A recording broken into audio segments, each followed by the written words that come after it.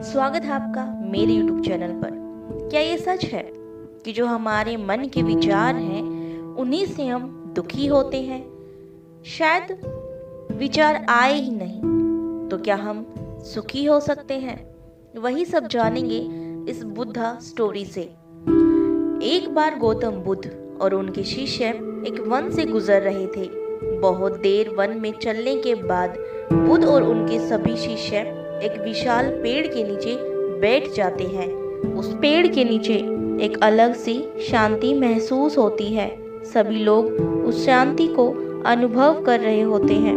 कोई भी एक शब्द नहीं बोलता और उस शांति को अनुभव करने लगते हैं।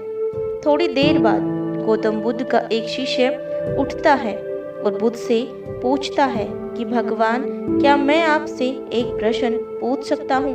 बुद्ध कहते हैं, पूछो, क्या प्रश्न है तुम्हारा? वह बुद्ध का शिष्य बुद्ध से पूछता है कि बुद्ध, मैंने कभी भी आपको दुखी नहीं देखा। आपके चेहरे पर हर समय एक अलग सी मुस्कुराहट सी रहती है। ये आपकी मुस्कुराहट हमें भीतर तक आनंद से भर देती है।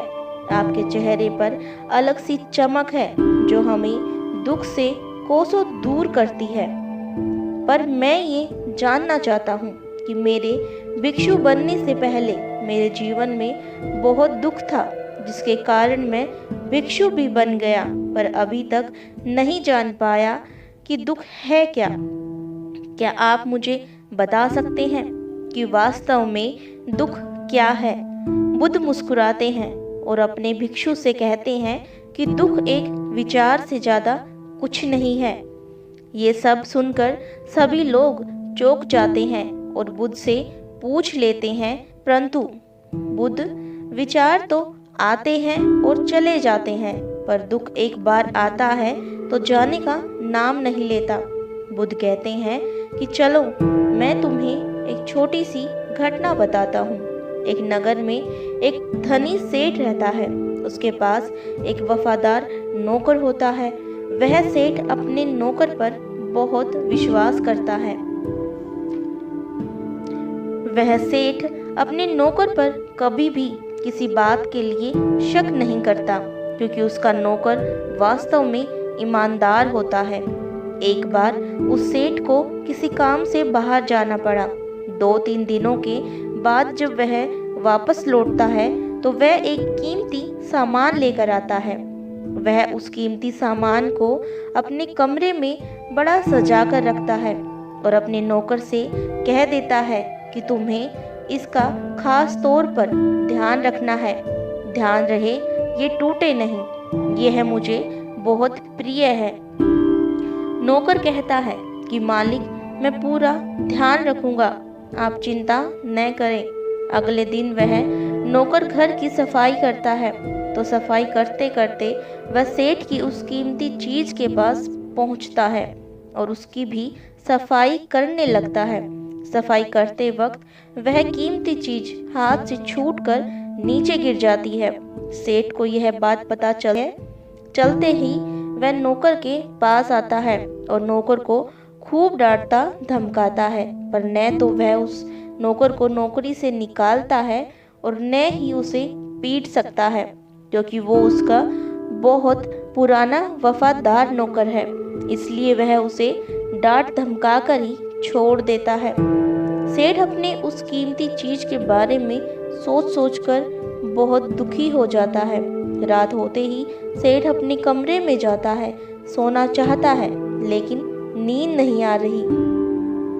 उसका मन बेचैन होने लगता है। बेचैनी के कारण सेठ अपने कमरे से बाहर निकल आता है और देखता है कि उसका नौकर बेचिंत होकर खर्राटे लेकर सो रहा होता है। वह देखकर और भी क्रोधित हो जाता है। सेठ सोचता है कि इसने मेरी इतनी कीमती चीज तोड़ दी और उसे बिल्कुल भी चिंता नहीं है। मुझे यहाँ नींद नहीं आ रही और यह आराम से सो रहा है, पर सेठ कुछ कर नहीं पाता, क्योंकि वह उसका पुराना और वफादार नौकर है। सेठ अपने कमरे में वापस चला जाता है। अगले दिन सेठ सोचता है कि मैं इस समस्या से बाहर कैसे निकलूं? फिर सेठ को एक तरकीब समझ आती है। वह अपने नौकर के पास जाता है और अपने नौकर से कहता है, मुझे बहुत दुख हो रहा है, यह बताते हुए कि वह जो कीमती चीज कल तुमने तोड़ी थी वह मैं तुम्हारे लिए लाया था। मैं चाहता था कि उसे तुम्हें उपहार में दूंगा, परंतु अब क्या कर सकते हैं, अब तो वो टूट गई। सेठ की वो बात सुनकर नौकर को धक्का लगा। नौकर सोचता है, अरे ये तो बहुत बड़ी गलती हो गई। वो इतनी कीमती चीज मेरे लिए थी और वो मुझसे ही टूट गई। फिर क्या, उस नौकर के मन में बेचैनी पैदा हो जाती है, दुख पैदा हो जाता है। रात होती है, सेठ आराम से सोता है और नौकर बेचैन रहता है। उसे नींद नहीं आती। उसे नींद क्यों नहीं आती? क्योंकि अब उस नौकर ने उस कीमती चीज को अपने आप से जोड़ लिया, इसलिए वह दुखी हो रहा है। पहले उस नौकर के मन में यह विचार नहीं था कि वह चीज मेरी है, पर अब उसके मन में यह विचार है कि अगर वो नहीं टूटती तो वो मेरी होती। बुद्ध कहते हैं, दुख केवल एक विचार है और यह विचार कैसे उत्पन्न हुआ। अपने आप को किसी चीज से, हम जिस भी चीज को अपने आप से जोड़ लेते हैं उसे पकड़ने की कोशिश करते हैं और वही चीज हमें दुख देती है, क्योंकि वास्तविकता तो यही है कि कोई भी चीज हमसे जुड़े नहीं सकती। हर चीज आपके पास है, आपकी है, पर कुछ समय के लिए, कुछ समय बाद वह आपसे दूर हो जाएगी। उससे दूर होने की घटना को स्वीकार करें और आगे बढ़ें।